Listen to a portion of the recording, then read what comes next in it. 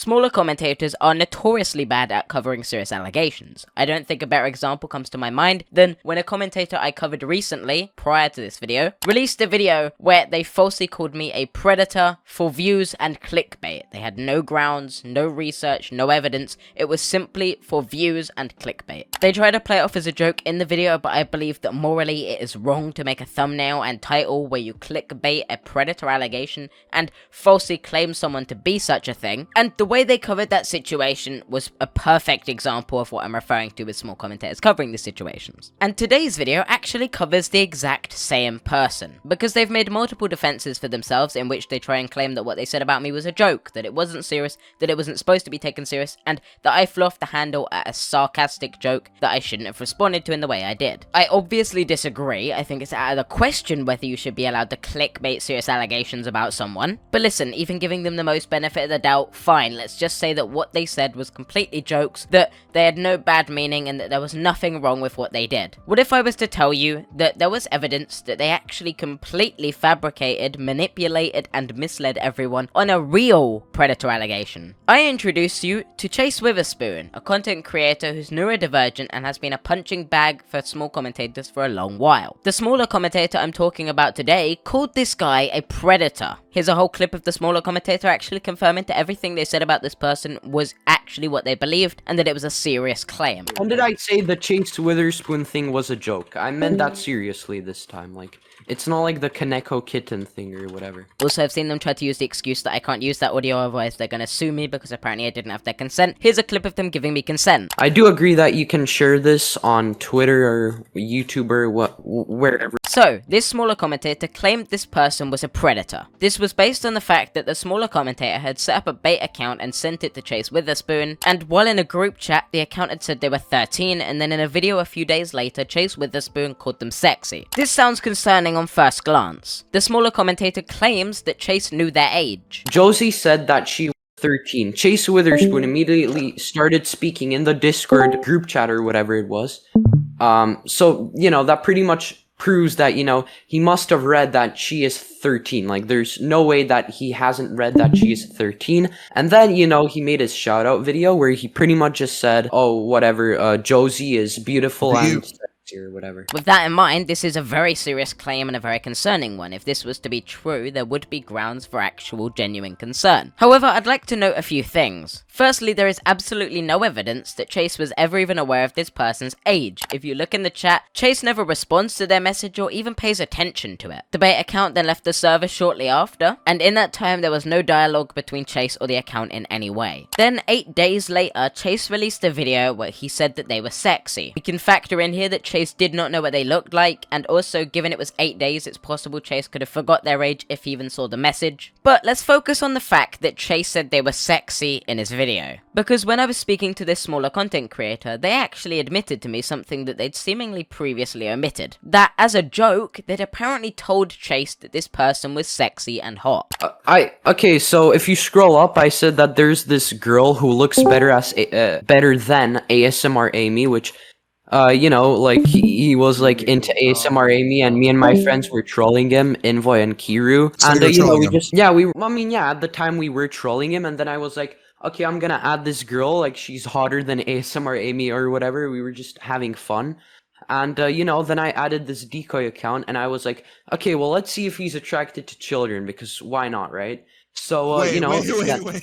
Wait, hold on. So you told Chase Witherspoon that they were hotter than ASMR Amy, meaning that he didn't know if they were adult nor a minor. So when you added them, you only revealed that. So he didn't know that. Now, if we consider the fact that a neurodivergent person is a lot less likely to be able to tell tone, as most neurodivergency affects how you pick up on tone and your social cues, the smaller commentator telling this person as a joke that they were hot and sexy likely wouldn't have come across to them as a joke. Now, if we consider the fact that we have no evidence Chase even knew this person's age because they never responded to it or paid attention to it, it's very hard to argue that there's any substantial evidence to make such a serious claim. But what if I was to tell you I spoke to the man, Chase Witherspoon himself? Well, here's the clip of what he had to say. Did you know Josie's age when you made your video, Chase?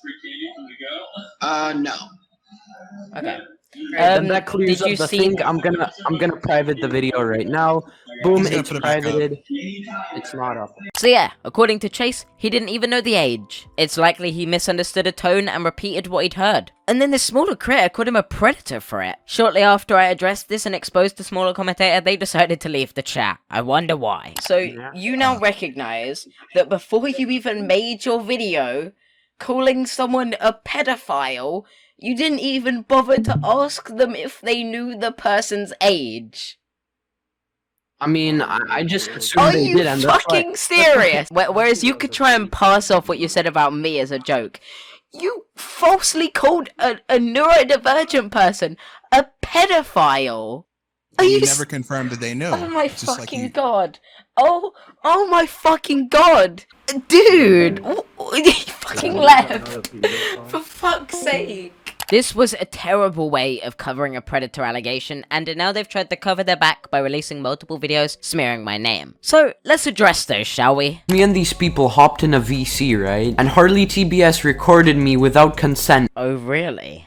I do agree that you can share this on Twitter or YouTube or wherever. This was actually my friend who was in a VC with me, Mockery, and HarleyTBS. That's pretty much this call, so I mean, to be honest, that's probably like the data of the call. So, you know, this guy on his PC has a call he recorded with me without my consent, which, you know, is pretty fucking weird. I do agree that you can share this on Twitter or YouTube or wherever. I do agree that you can share this. I do agree that you can share this. And HarleyTBS literally threatened me with a fucking lawsuit. 2 points to debunk. I had his consent to record it. I've already clarified those tweets, and my comment under his video was a joke. I was taking the piss out of him. I was highlighting that when you make a claim without any clarification that it's a joke, people will take it seriously. Like when he clickbaited the idea of me being a predator, did the same with people like Kaneko Kitten. So, you know, now I can literally just do the same to him, so yeah, HarleyTBS. HarleyTBS, get your lawyer, bro. I'm gonna fly out to fucking wherever this kid lives. I'm gonna fly out to the UK, and let's settle this in the court. I mean, I think this is probably the best way to dealing with things on the internet. For a kid so fervent on defending the idea of satire